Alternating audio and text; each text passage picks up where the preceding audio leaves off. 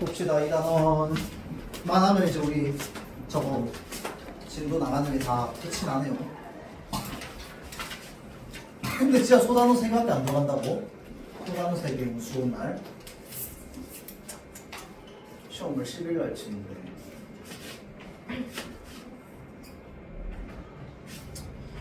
관람 거지? 이번 시험 좀 쉽게 내시려나?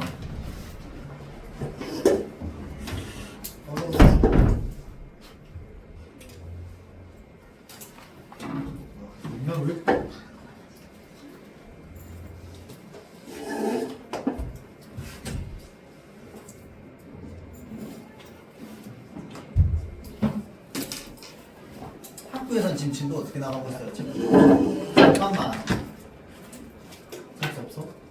아 놀래라 씨. 꺼내지도 않고 허공을 쳐다보고 있으면 어떡해.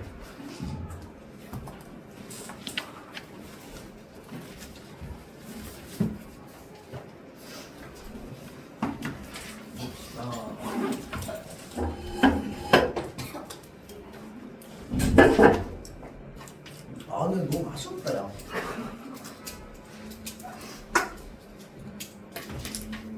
자 봅시다. 읽기의 가치와 중요성. 이제 여러분들 이번 시험에 메인이 될 거니까 양반전이랑 그 다음에 운수 좋은 날일 거예요. 요건 이제 중학교 시험에서 보통 많이 들어가는 작품이라서. 자 그리고 요거는 약간 격가지로 좀 여러분들이 알아두면 될 만한 단어들이라고 생각하면 돼요.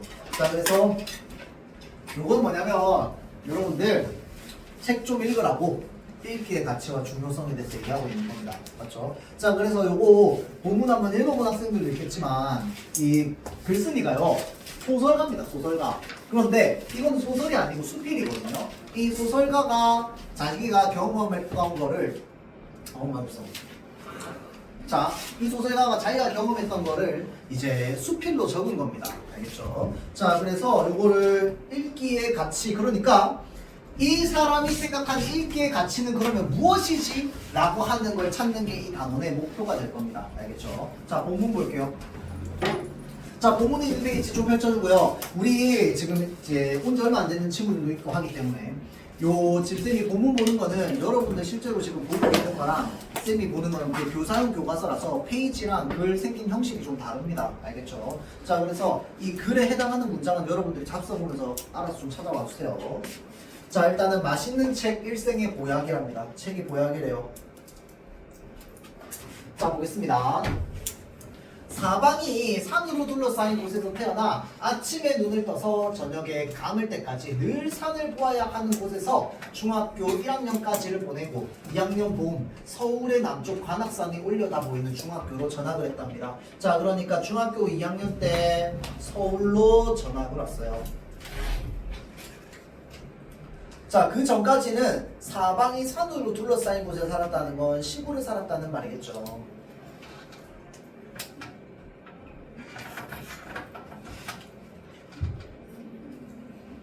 자, 담임 선생님은 미술 선생님이었는데 특별활동 시간에 산악반을 맡고 있기도 했다.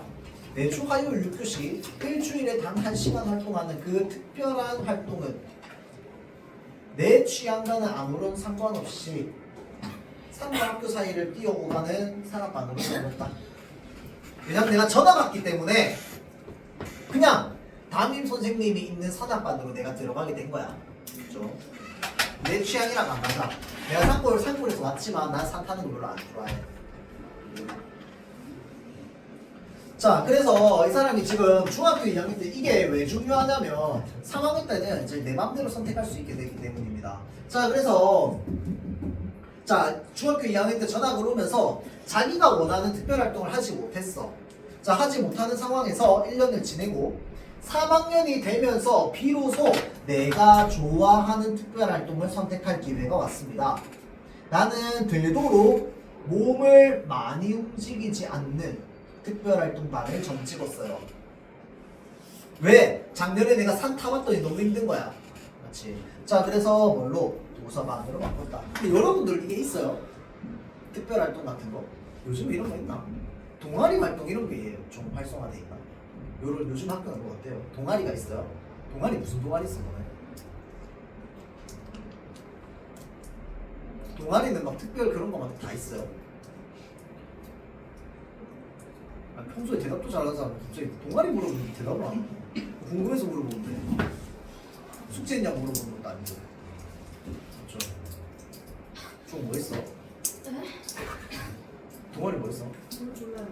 아 그게 활동을 하고 싶은 사람만 하는 거라서 몰라? 그래? 아 필수적인 것도 있어? 필수적인 거 뭐 있는데? 뭐라고? 역사? 이게 다 공부랑 관련돼 있는 거네? 아닌 것도 있어? 일주일에 한 번씩 뭐 어디 가고 뭐 이런 건 없죠. 우리 때 그런 거 있었는데. 웃음의 의미가 뭐지? 지금 약간 늙었다고 약간 비웃는 것 같은 느낌인데. 우리는 토요일 학교를 갔거든요. 그런 시절이었어요.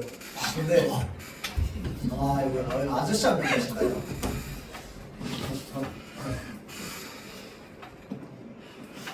자꾸 그 이상한 거 뭐 뿌리고 다니지 마. 어? 안에 약을 뿌리고 다녀. 자 그래서 그 나는 토요일 학교를 갔는데 또 토요일 날 4주 내내 학교를 가는 건 아니었고 한 주, 2주 정도는 그냥 특별활동 뭐 이런 거 하러 가는 게였었던 것 같아요. 그래서 여기도 아마 이제 그런 이제 일주일에 단 1시간 활동하는 뭐 그런 특별활동 뭐 이런 거 나가는 거 봐봐요. 그렇죠? 자 그래서 그때 뭘 했냐면 도서관을 했단 말이야. 도서관을. 자 그래서 도서관 담당 선생님은 특별활동의 첫날 도서관이 해야 할 일을 아주 짧고 쉽게 설명해 줬는데요. 자 여러분 곁에는 책이 있고요. 그 책을 어떻게 하라고 했냐면 책 중에서 자신의 마음에 드는 책을 골라서 읽고 수업 시간이 끝나는 종소리가 수업이 끝나는 종소리가 울리면 가면 된대요. 그게 끝이었습니다. 최고죠. 자기 마음에 드는 책 하나를 골라서 읽고 가면 된대요. 자 그리고 선생님 본인이 마음에 드는 책을 골라서 자리로 가서 읽는 것으로 시범을 보여주었답니다. 나는 책을 고르러 가는 아이들의 뒤를 따라서 한자로 제목이 씌어 있어서 아이들이 거의 손에 대지 않는 책. 자 제목이 한자라서요. 아이들이 거의 손을 대지 않는 책 가운데 하나를 꺼내 들었습니다. 자 그 책은 한국 고전문학 전집 같은 묵직한 제목 아래 편집된 수십 권의 연속물 가운데 한 권이었대요. 반드시 읽어야 한다는 것을 강조하는 고전이 대부분 그렇듯이 책 표지는 사람의 손을 거의 거치지 않아서 깨끗했답니다. 자, 사람의 손을 거치지 않았던 이유가 뭐야? 너무 어려워 보였기 때문이겠지. 맞죠? 자, 그러니까 한국 고전문학 전집 이러면은 혹시 스스로 읽나요? 민영? 안 했죠. 자, 그래서 깨끗했습니다. 지은이는 박지원. 우리 아까 1단원에서 박지원 아까는 아니지. 과거에 1단원에서 박지원 만났잖아. 어떤 글을 쓴 사람이었어요?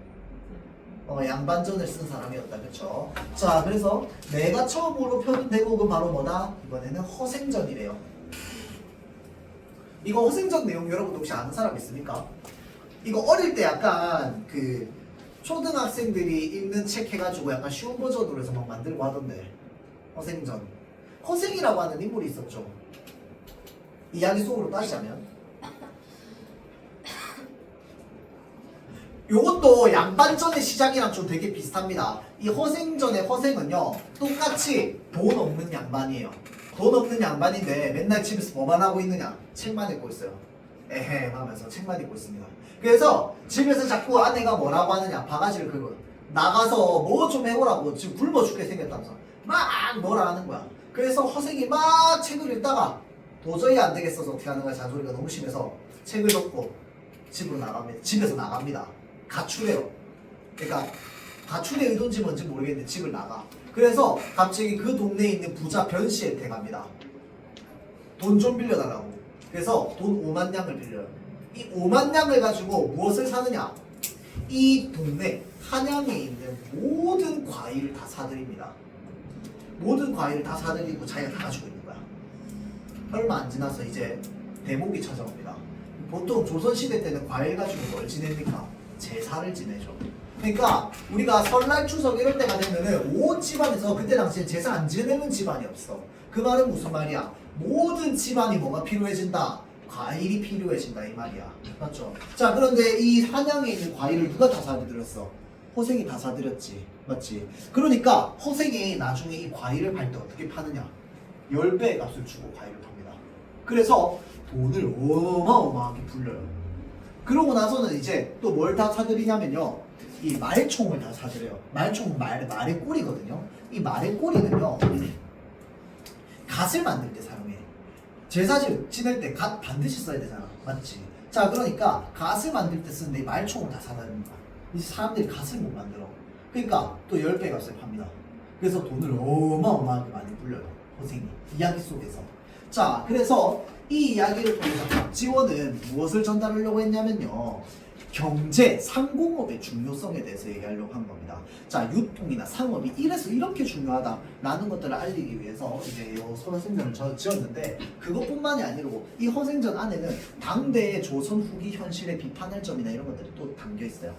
그러니까 양반전이랑 또 다른 의미로 이제 당시의 조선 후기 사회를 비판하고 있는 내용이 담겨 있는 거지. 자, 그래서 그런 내용인 허생전을 뭐야? 이 글쓴이가 지금 읽었대요. 알겠지? 자, 이 글쓴이가 읽었습니다. 평소 이제 나이가 2자리 숫자가 되면서 무협지에 빠졌답니다. 여러분들 무협지 아닙니까 근데? 우리 지금으로 따지면 약간 인터넷 소설 약간 이런 느낌이죠. 그 웹소설. 웹소설에 보면 막 그 무협지라고 해가지고 막 그 이 무협 쓰는 사람들이 막 나와가지고 챙챙챙챙 막 전쟁하고 싸우는 뭐 그런 이야기입니다. 그렇죠? 자, 그래서 나이가 들면서 이 사람이 뭐에 빠졌냐면요. 무협 소설에 빠진 거야. 무협 소설에. 자, 그래서 무협지에 빠지기 시작해서 전학 오기 전 국내에 충당된 대부분의 무협지를 읽었다고 생각하고 있던 내게 한문 문장을 번역한 예스러운 문체. 자, 요게 뭐냐면요. 허생전의 특징입니다.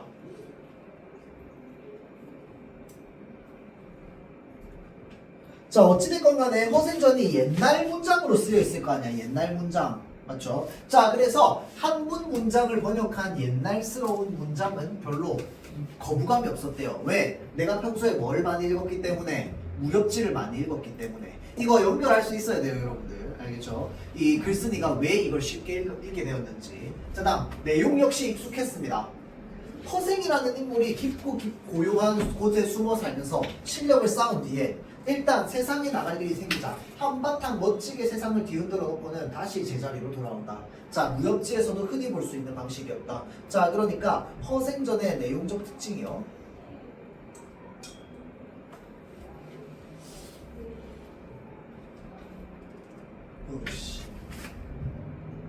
허생전의 내용적 특징이 뭐와 같다? 무협지와 비슷합니다.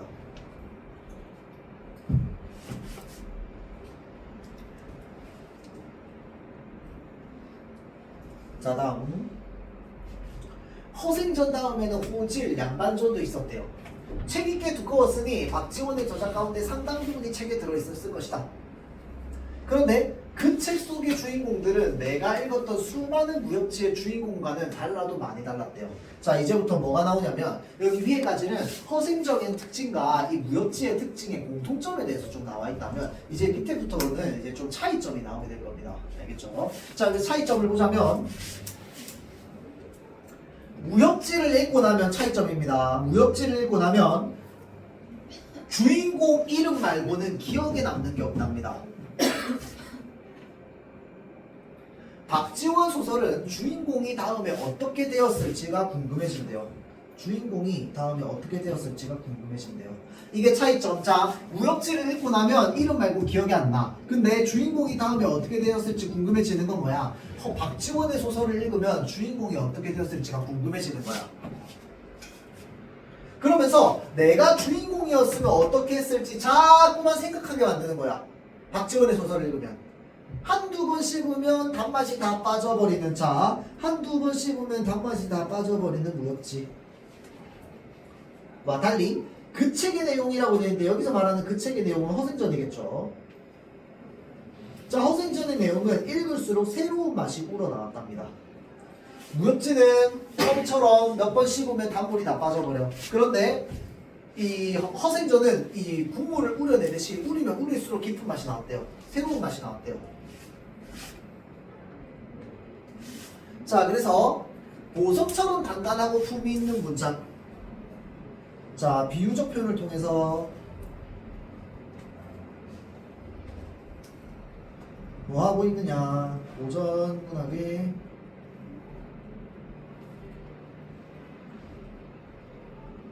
매력을 얘기하고 있는 겁니다.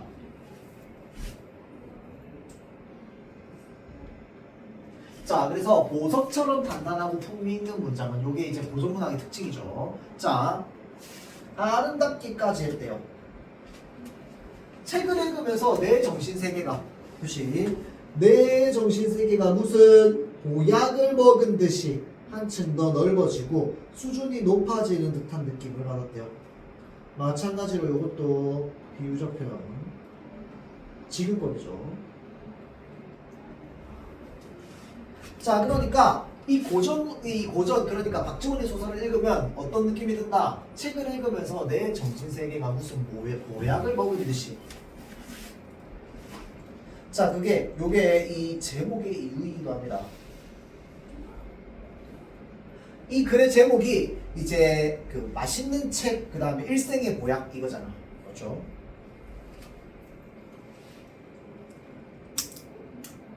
자, 일주일에 단 한 시간 도서관에서 단 한 권의 책을 거듭해서 읽었을 뿐인데 도라고 되어 있죠. 자, 다음 중학교 3학년 1학기 특별활동 시간에 나는 몇백 년 전 글을 쓴 사람의 숨결이 글을 다리로 하여. 자, 봅시다. 몇백 년 전 글을 쓴 사람 누구야? 박지원. 글을 다리로 하여. 여기에 있는 글이 뭐야? 어생전. 을 다리 매개로 하여 나에게로 건너와 느껴지는 경험을 처음 해보았다. 자, 그래서 여기 표시해놓고 우리가 읽기라고 하는 건 하나의 소통 활동이라고 이야기를 하거든요.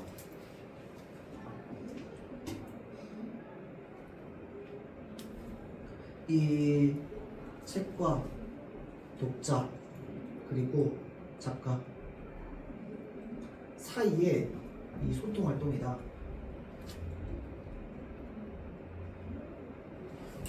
이다라고 얘기하는 게 이제 읽기의 가치입니다. 이 글을 매개로 하여서 독자랑 작가가 서로 연결되는 느낌을 받는 거야.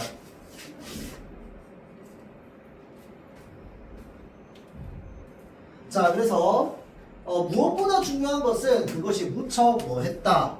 재미있었다는 것이겠네요.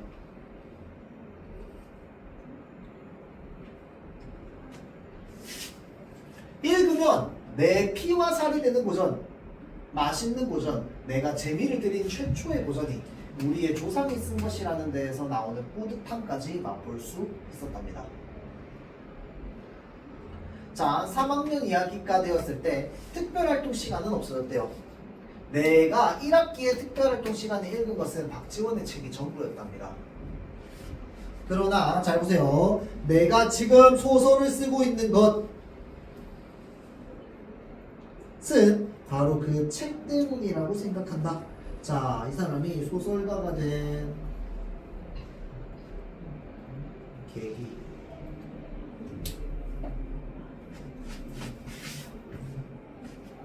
자, 그래서 이 책 읽기라고 하는 활동이 자신의 삶에 영향을 끼친 겁니다. 그렇죠? 자, 그래서 이것도 좀 해봅시다. 읽기 활동이 무엇에 영향을 끼쳐? 삶에 영향을 끼쳐.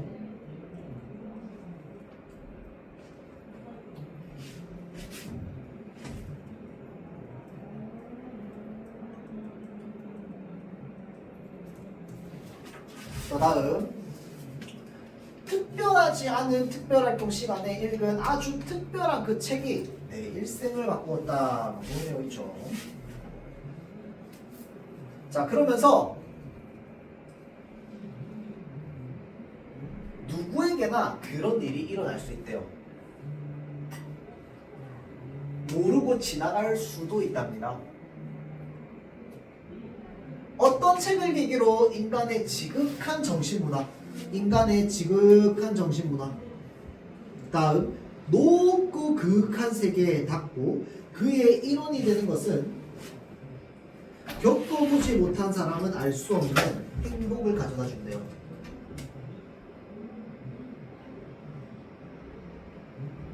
자, 그래서 요게 책 읽기의 가치입니다. 첫 번째.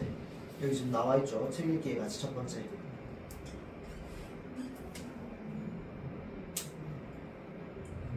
그 다음 두 번째 가치는요. 이 세상에 인간으로 나서 인간으로 살면서 인간다운 삶을 살고 드높은 가치를 추구하는 길을 책이 보여준대요.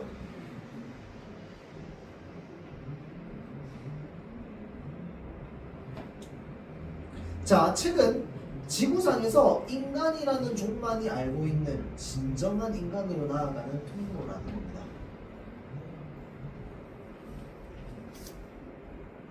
자, 그래서 사람들이 말하는지도 모른다. 책 속에 길이 있다고 라고 얘기하죠.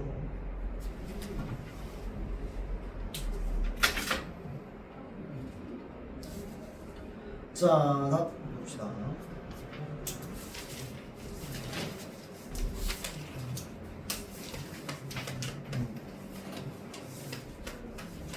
자, 그래서 글쓴이가 생각하는 여러분 글쓴이야 글쓴이 여러분들 글쓴이가 생각하는 읽기의 가치 생각해보면 자, 책을 읽으면 뭘 체험할 수 있다? 지극한 정신문화를 체험할 수 있다. 이거 글의 마지막 부분에 좀 나왔었죠. 자, 그 다음 자, 인간다운 삶을 살고 드높은 가치를 추구하는 길을 보여준다. 자, 다음 인간만이 알고 있는 진정한 인간으로 나아가는 통로다. 이게 바로 뭐다? 책 읽기가 우리에게 주는 가치라는 겁니다. 그렇죠? 자, 이게 우리 책 읽기가 우리에게 주는 가치예요.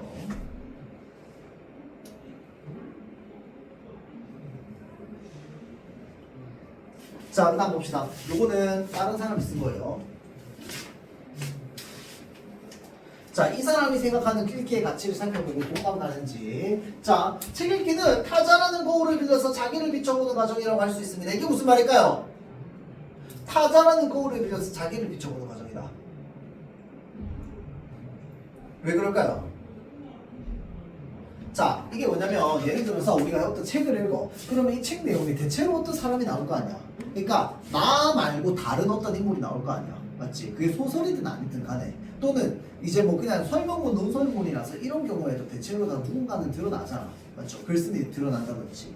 자, 그래서 그런 것들은 전부 뭐냐면요. 어찌됐건 간에 내가 나를 보는 게 아니고 타자를 보는 거야. 내가 아닌 누군가를 보는 거야. 그런데 이 내가 아닌 누군가라고 하는 거울을 빌려서 사실은 누구를 보는 과정이다. 나 자신을 보는 과정이라는 거야. 자, 독서라고 하는 거, 책 읽기라고 하는 거. 자, 그래서 자기를 돌아보고 성찰하면서 자기 생각을 확장하는 것이래.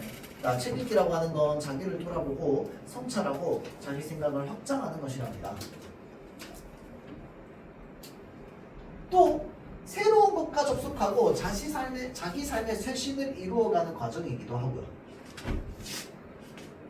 자, 자기 삶의 쇄신을 이루어간다. 새로운 것과 만난다. 새로운 것과 접속한다라고 하는 건 새로운 것과 만나게 되고요. 책을 통해서. 그 다음에 삶의 쇄신, 삶을 바꿔가는, 삶의 쇄신을 이루어가는 과정이기도 합니다. 자, 책 읽기를 통해서 자기 삶을 보다 의미 있게 만들어가기도 합니다. 자, 나뿐만 아니라 남에게도 도움이 되는 이타주의적 삶의 중요성을 깨우치기도 합니다. 이타주의적 삶의 중요성 깨우칠 수도 있습니다. 한마디로 책 읽기란 좀 더 나은 사람이 되려는 하나의 방식이다.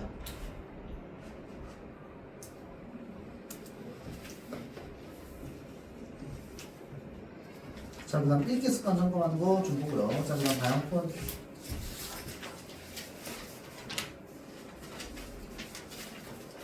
잠깐만. 잠깐만.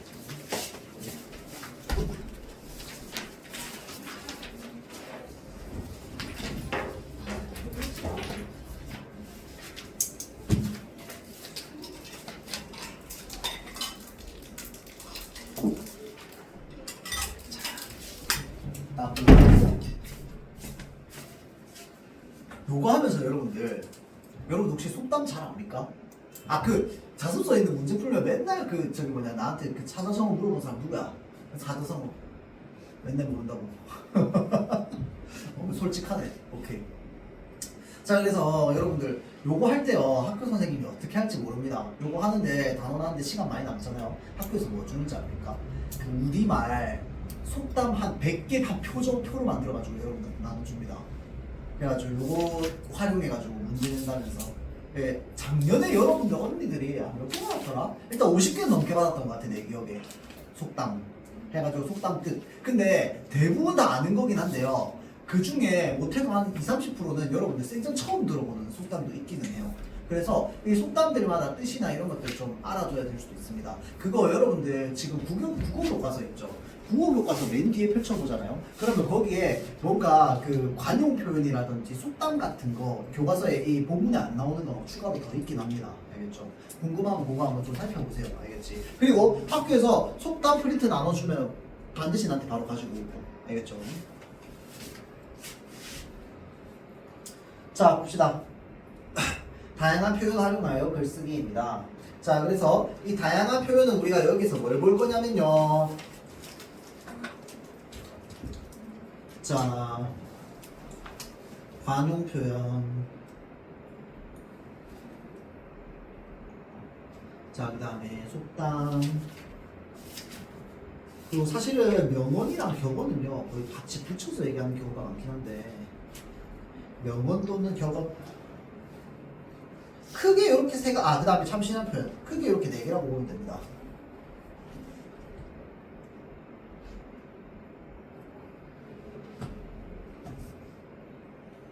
자, 그 중에서 중요한 건요, 이 관용 표현입니다. 관용 표현. 아마 뜻이 나와 있을 텐데.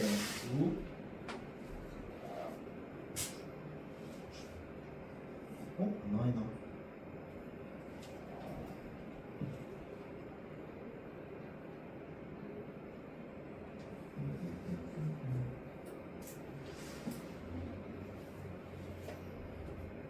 안 나와 있네요. 자, 봅시다. 근데 여러분들 자습서에 맨 앞에 좀 있긴 하죠. 자, 그래서 관용 표현부터 보면은 우리가 관용 표현의 개념이 일단 뭔지 생각해 보면, 우리가 뭔가 관용적으로 뭘 한다, 관용적으로 뭐가 됐다 라고 하는 건 무슨 말이냐면, 사람들이 계속해서 반복적으로 쓰고 하다 보니까 그 상태로 그냥 굳어진 걸 말하는 거야. 그걸 우리가 보통 관용적이다 라고 많이 얘기합니다. 자, 그래서 관용 표현은 뭐냐면요, 서로 의미가 다른 두 단어를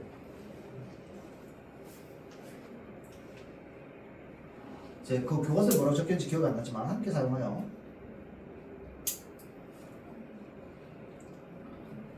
새로운 의미를 나타내는 것을 우리는 관용 표현이라고 합니다.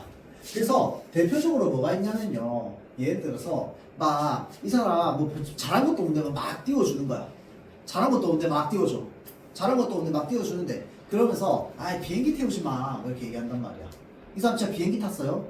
아니잖아. 맞지? 비행기랑 타다의 의미가 만났는데 전혀 새로운 뜻, 나 너무 띄워주지 마 라고 하는 뜻으로 바뀌었잖아. 맞죠? 자, 그래서 우리가 이런 것들을 뭐라고 하냐면 관용적 표현이라고 합니다. 관용 표현. 그러니까 비행기라는 단어랑 비행기를 태우다라고 하는 단어 둘 다 뜻이 안 살아있어. 맞지? A라는 단어랑 B라는 단어가 만났는데 뜻은 뭐가 됐어? 생판 새로운 C라는 단어가 뜻이 됐습니다. 맞죠? 그래서 우리는 이런 것들을 관용 표현이라고 합니다. 관용 표현. 자, 그 다음에 속담 같은 경우에는 이 옛날부터, 예로부터 전해져 내려오는 교훈을 담은 말을. 자, 그래서 속담은 특징이 있는데요. 어떤 특징인가면요, 약간 풍자성이 강합니다.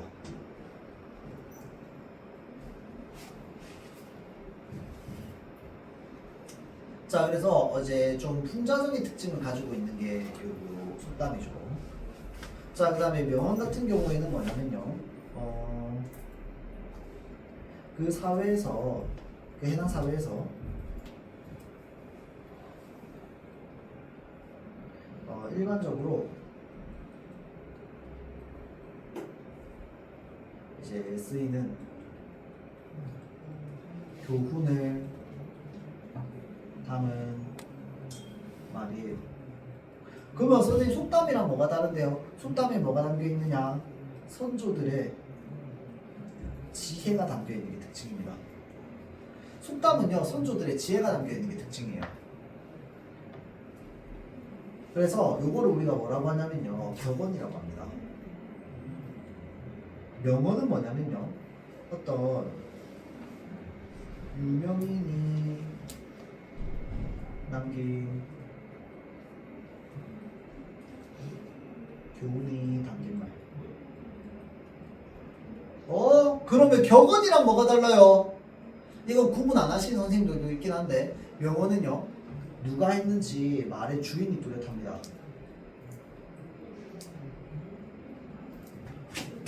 자, 명언이라고 하는 게 뭡니까? 명언은 약간 유명한 말, 이 명언이잖아. 한자 그대로 명이 유명하다. 맞죠? 어는 뭐야? 말씀 원자. 맞죠? 자, 그래서 유명한 사람이 남긴 유명한 말이 뭐가 되는 거야? 명언이 되는 거야. 그래서 대체로 명언이랑 격언은 딱히 구분 안 하는 경우도 많긴 하지만, 구분하자면 뭐냐면 누가 있는지 불분명하면 격언, 누가 있는지 분명하면 명언, 이렇게 생각하면 됩니다. 알겠죠? 그냥 명언 또는 격언이라고 합쳐도 돼요. 자, 참신한 표현은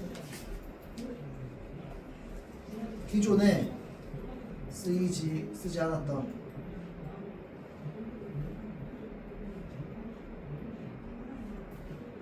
새롭고 참신한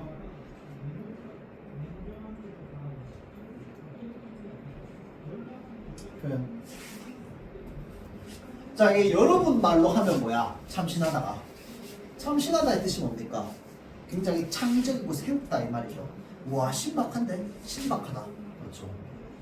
신박하다는 표준어가 아니죠. 자, 그래서 우리 참신하다. 그러니까 우리가 일상적으로 쓰는 신박하다라고 하는 게 이제 참신하다 이 뜻입니다. 그러니까 굉장히 좀 생소한데 좀 창의적이고 이런 것들. 우리가 참신하다고 합니다. 참신한 표현. 요 정도로 우리가 좀 구분해 볼 수 있겠죠. 자, 봅시다. 천리길도 한 걸음부터니까 요거는 뭐에 종류 뭐에 해당해? 중화. 천리길도 한 걸음부터. 자, 속담, 명언, 관용 표현, 그 다음에 참신한 표현 뭐에 해당해? 속담에 해당하죠. 천리길도 한 걸음부터니까 그러면 이게 뭐라고 하면 돼? 속담을 인용하여 뭐 이렇게 하면 되겠지. 속담을 인용하여. 실패는 성공의 어머니라고 하잖아. 다시 해보면 분명 좋은 결과가 있을 거야. 하윤아, 이거 뭘까요? 누가 남긴 명언일까요? 오, 맞습니다. 에디슨이 남긴 명언이죠. 맞죠? 명언입니다. 오, 어떻게 알았대?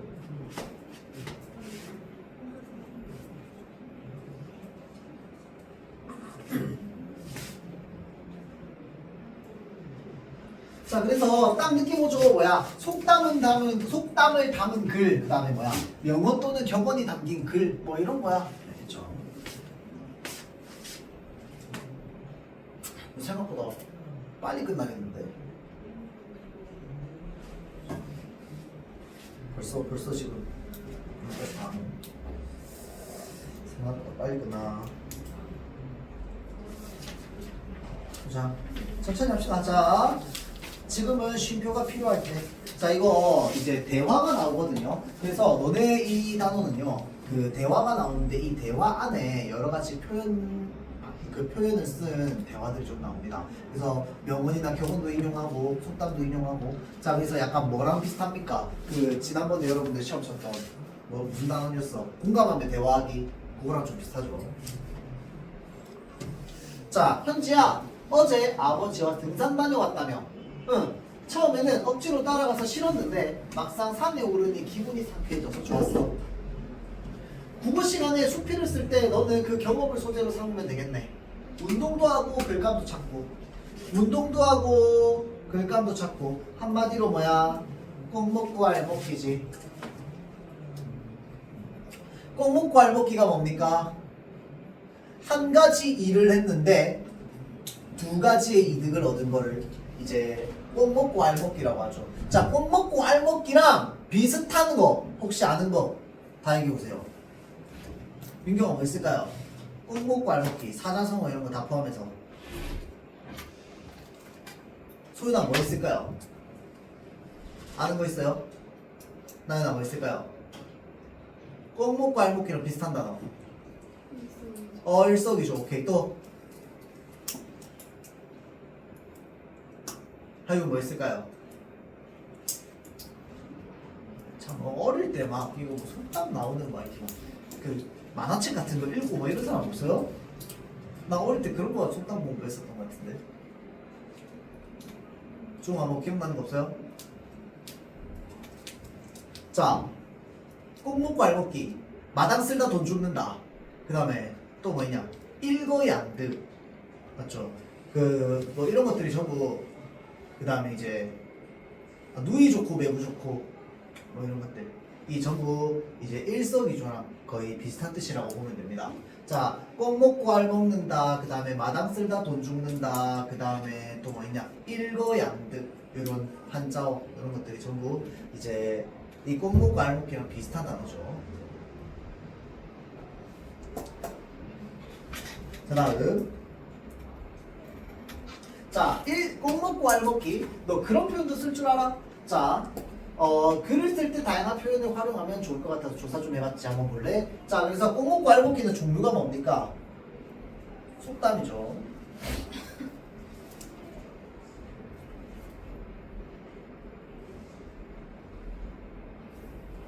자, 그래서 예로, 여기 이렇게 나와 있구나. 여기서 내가 못 적었구나. 자, 예로부터 전해오는 짧으면서도 교훈을 담고 있는 말. 자, 그래서 여기에는 뭐가 담겨 있다? 선조들의 지혜가 담겨 있다.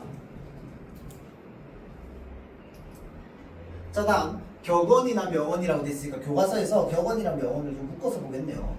명언 또는 격언. 자, 오랜 역사적 생활 체험을 통해서 이루어진 인생의 교훈이나 경계 등을 간결하게 표현한 글이라고 되어 있네요. 자, 여기 이렇게 되어 있네요. 오랜 역사적 생활 체험, 인생의 교훈, 그 다음에 경계. 이 경계라고 하는 건 뭐냐면 이렇게 하면 안 돼. 너 이렇게 하면 큰일 날 거야. 너 이렇게 하면 위험해. 이런 것들 등을 간결하게 표현한 짧은 글, 명언, 격언. 자, 황금 보기를 돌같이 알아. 자, 황금을 너무 좋아하면 안 돼 라고 얘기하는 거죠. 자, 나 관용 표현. 둘 이상의 단어가 합쳐져서 원래의 뜻과는 전혀 다른 새로운 뜻으로 굳어져서 쓰이는 표현을 우리는 관용 표현이라고 합니다. 자, 이런 것도 코를 납작하게 만들겠다. 야, 내가 너 진짜 코를 납작하게 만들어주겠어 라고 얘기하는데 진짜 코를 납작하게 누르는 거야? 아니잖아. 뭐야? 내가 널 이제 완전히 이겨버리겠다 이런 의미로 쓰는 거잖아. 너의 기세를 완전히 꺾어버리겠다 이런 의미로 쓰는 거죠. 자, 그래서 코를 납작하게 하지 않습니다. 맞지? 자, 그래서 코, 납작 둘 다 뜻이 사라져. 그러고 뭐야? 내가 너의 기세를 이겨버리겠어, 꺾어버리겠어 라고 하는 의미로 쓰이니까 이런 것들이 전부 뭐다? 새로운 뜻이 만들어진 관용어구에 해당한다 이런 겁니다. 그렇죠? 새로운 뜻이 만들어진 관용어구에 해당해요. 이런 것들을 관용 표현이라고 합니다. 자, 그러면 요거 여러분들 기억해야 됩니다. 그래서 글을 쓸 때 다양한 표현을 활용하면 좋은 점. 첫 번째, 내 생각이나 느낌을 좀 더 인상 깊게 표현할 수 있습니다. 자, 그 다음에 독자의 흥미나 관심을 불러일으킵니다. 그러니까 재미있고 다채롭게 표현할 수 있죠. 자, 그 다음 글을 통해서 드러내고 싶은 의도를 더 효과적으로 전달할 수 있습니다. 왜냐면 내가 전달하고 싶은 바가 있는데 그걸 인상 깊게 표현해. 인상 깊게 표현하면 당연히 효과적으로 전달할 수 있겠지. 맞죠? 자, 다음 봅시다. 그래서 현지가 지금 이렇게 찾았단 말이야. 글을 쓸 때 활용할 수 있는 표현이 다양하구나. 나는 이번에 충치 때문에 겪은 일을 글로 쓰려고 하는데 네가 찾은 명언을 바꿔서 초콜릿 보기를 돌같이 하라. 자, 잘 보세요. 초콜릿 보기를 돌같이 하라. 황금 보기를 돌같이 하라. 혹시 누가 얘기했는지 압니까? 그 저기 뭐냐, 세상을 빛낸 100명의 위인들 알고 있는 사람. 뭐라고요? 최영 장군의 말씀 받들자고 돼 있잖아. 맞지? 노래 가사에. 맞죠? 황금 보기를 돌같이 하자라고 했던 사람은 최영 장군이었습니다. 맞죠? 자, 그래서 지금 초콜릿 보기를 돌같이 하라라고 하는 건 뭐냐면 명언을 참신하게 바꾸어 표현한 겁니다.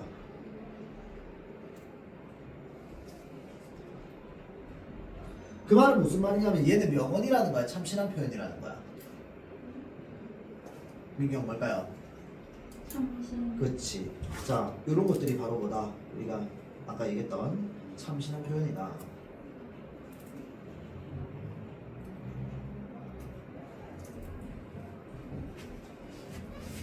자, 그래서 이렇게 붙이면 정말 재밌겠다. 오! 정말 참신하다. 나도 다양한 표현을 더 찾아보고 너처럼 나만의 벽지 표현을 만들어서 활용해야겠어 라고 되었죠. 자, 서당계 3년이면 풍모를 읊는다. 무슨 뜻이야? 민경이가 우리 학원에 3년 다녔더니 우리 학원 돌아간 사정을 빠삭하게 알고 있네. 나중에 와서 막 선생질도 해. 이게 뭐야 지금? 그 공간에서 오랫동안 반복해가지고 계속 알고 배우고 경험하고 하다 보니까 마치 뭐와 같아지는 거? 전문가와 같아지는 거. 맞죠? 그런 것들을 보고 우리는 서당계 3년이면 풍어를 읊는다라고 얘기합니다. 풍어이 뭔데? 풍어를 읊는다가 뭐야?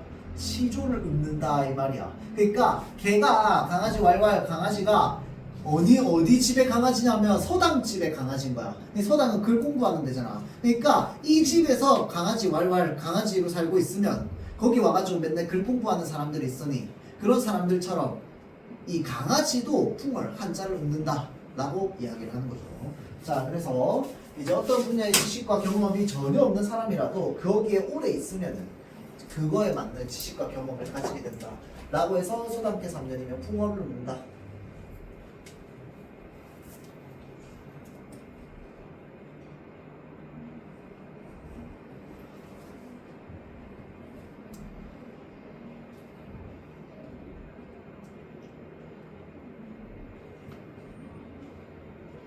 자, 그래서 뒤에 이제 노력과 관련되어 있는 이야기가 좀 나올 겁니다. 여기까지 하고 잠깐 쉬었다가 다음 거 좀 봅시다.